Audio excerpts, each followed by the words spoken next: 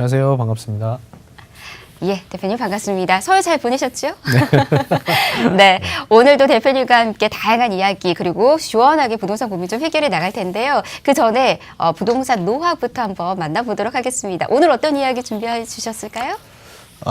안녕하십니까. 더리치S의 황도현입니다. 시청자 여러분들 명절 잘 보내셨습니까? 진짜 명절 피로감이 또 많이 있으셨겠죠? 좀 차분하게 잘 이렇게 다스려셔가지고 건강 챙기시고요. 또 한 주 지나고 나면 다음 주부터는 또 열심히 또 재테크에 노력을 하셔야 될 텐데 열심히 좀 뛰셔가지고 정말 부자가 모두 되셨으면 좋겠다 이렇게 한번 말씀을 드려보도록 하겠습니다. 사실 부자가 되려면 많은 정보를 또 알아야 되잖아요. 정보를 받아서 그 정보를 어떻게 활용하느냐에 따라서 정말 많이 다른 것 같습니다. 그래서 제가 우리 시청자분들께 어떤 이슈나 또는 어떤 뭐 초점이 되는 부분들을 가지고 가끔 이렇게 방송을 통해서나마 조금이라도 도움 드릴 수 있게끔 준비하고 있습니다. 그래서 그런 내용들 가지고 우리 시청자분들과 말씀 나누겠습니다. 일단 오늘은 그렇습니다.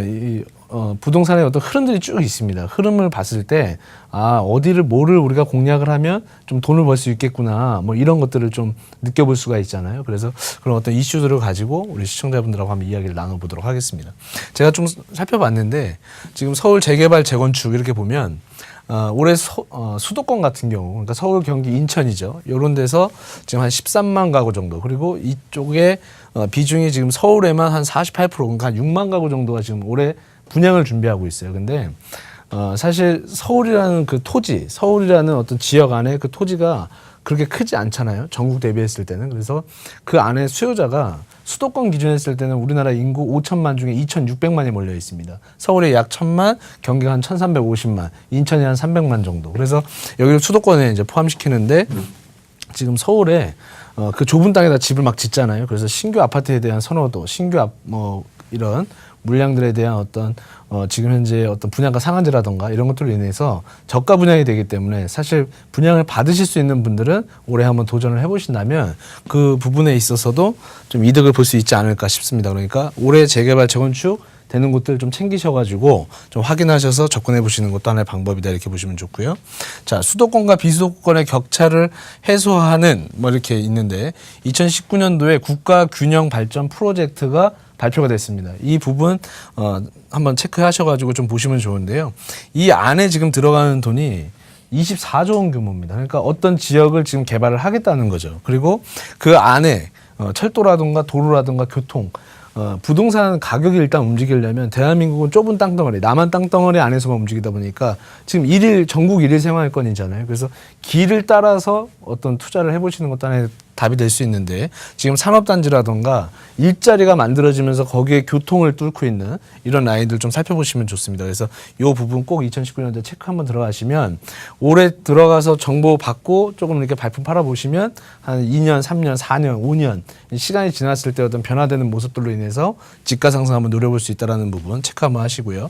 자, 아파트 부분에 있어서도 지금 분양률 이렇게 나와 있는데 실제 거래량 자체가 지난해 2018년도에도 그랬지만 서울이 쭉 올라가고 있었다면 지방 쪽은 쭉 아래로 좀 꺾이는 어떤 그런 모습을 많이 보였죠. 지금도 서울이 100% 완판되고 있는 상황이라면 경남이라던가 아래쪽 이 충청권이라던가 이런 쪽들은 조금 이렇게 약한 모습을 많이 보이고 있습니다. 그래서 투자라는 거는 사실 그런 것 같아요. 우리가 저도 부동산 어떤 우리 시청자분들하고 호흡을 거의 뭐 10년여간 하고 있는데 보면 사실 사고자 하는 사람들이 많은 곳이 사실은 투자처입니다. 되게 어렵게 생각할 것도 아닌데 사실은 그건 무슨 얘기냐면 사실 사줄 사람이 있는 곳으로 가야 된다는 얘기죠. 그래서 좀 더 투자자가 좀 몰리는 곳을 살펴보셔가지고 접근하시는 게 좋겠다라는 거 말씀을 드려보고요.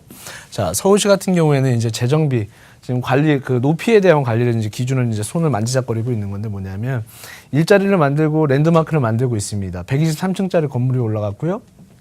옛날에는 정말 63빌딩 하면은 정말 대단했잖아요. 근데 이제는 뭐 123층 그리고 현대 같은 경우에도 뭐 100층, 용산 국제업무지구도 이제 몇 층짜리가 나올지 모르겠지만 그렇게 이게 높은 이제 랜드마크의 어떤 건물들이 이제 올라가겠죠. 그러면서 일자리들이 창출되고 그러면 그 안에 수요자들이 또 들어가게 되고 그러면 뭐 1, 2인 가구를 위한 뭐 어떤 임대 수익형 부동산도 나올 수 있는 것이고요. 또 그 안에 또 상권이 살아나면 상권에 만든 또 상가나 이런 것들이 또 조성이 되게 되고 거기에 맞춰서 또 일자리가 생기게 되고 거기에 이제 일자리, 놀이터 그리고 쉼터 주거 시설이 만들어지게 되니까 그 안에 어떤 부동산 가격들을 또 움직이는 그런 변화를 가져올 가능성이 매우 높다라고 보시면 됩니다. 그래서 이런 것들 한번 체크하시고 넘어가시면 좋고요.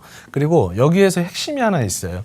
이게 보시면 우리 방송을 통해서도 많이 보시겠지만 2030 서울 도시 기본 계획이라는 게 있습니다. 언제나 10년, 20년씩 이렇게 미리 선 계획을 잡습니다. 근데 서울시 자체에서 약 한 4년 정도 공을 들여가지고 만든 거예요. 그래서 그거에 맞춰서 역세권 개발도 하고 다양한 개발들을 해나가는데 서울 도시 기본 계획이라던가 서울 생활권 계획 이거를 체크하시면 그 안에 한 116개소의 개발을 하겠다라는 어떤 기본 지역발전 구상도 같은 게 나와 있습니다. 그래서 그런 거 체크하셔가지고 접근하시면 훨씬 더 수월하세요. 그러니까 막 힘들게 이게 뭐지? 막 이렇게 막 두서없이 찾고 하는 게 아니라 요즘에는 원체 이 정리들이 너무 잘 돼 있어서 그런 것 정보들을 좀 조밀조밀하게 잘 찾으시면 도움이 되실 거고 만약에 이 찾는 방법이 조금 어려우시면 이게 뭐 세미나라던가 아니면 방송을 통해서 문의를 하셔도 저희가 좀 도움을 드리고 있다 이렇게 보시면 좋을 것 같고요.